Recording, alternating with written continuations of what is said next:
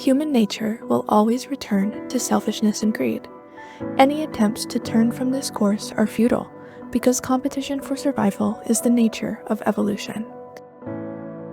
This is an enticing philosophy, but there is a major flaw. It is simply historically and scientifically inaccurate.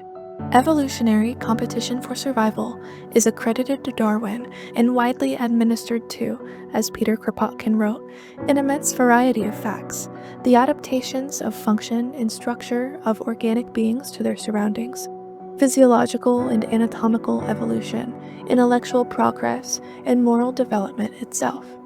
But looking at the animal kingdom, one can find, within and between species, innumerable cases of symbiotic relationships where cooperation supersedes competition in evolutionary advantage.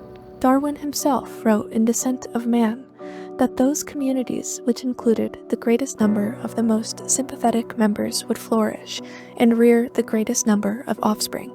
That is not to say that competition is an irrelevant factor of evolution. Rather, that sociability is at least as much of a law of nature. But isn't it logical that those species which love and assist each other fare better than those which war and consume their own kind? In human history, inclination toward cooperation and the creation of communal institutions has persisted from ancient times to the present day, has persisted in the face of the tyranny of states who sought to destroy and domineer these communal ways of life, and in the face of war, disease, and other darknesses of our timeline. Understanding that cooperation is a fundamental aspect of our nature opens up possibilities for new, hopeful realities, but it should not be our justification for them, just as much as evolution is an essential component, but not our justification for falling in love. How then can mutual aid be justified? We seek meaning and purpose. The endless exploration of survival is one kind of meaning. For some it is love. For others still, engaging in acts of altruism is their method of fulfillment. Choosing to assist another person provides positive psychological benefits, not just to the recipient of help, but also for the provider. Mutual aid combats the epidemic of loneliness, builds strong networks of support, and fosters meaningful connections between ourselves.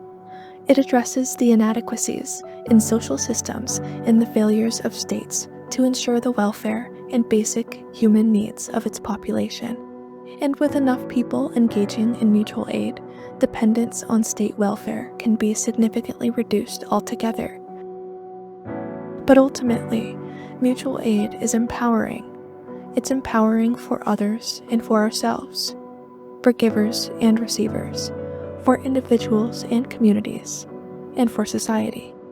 As we approach a new age of global interconnectivity while under the threat of climate disaster, can we create what Hayes and Kaba called a counterculture of care against those who manufacture death and division?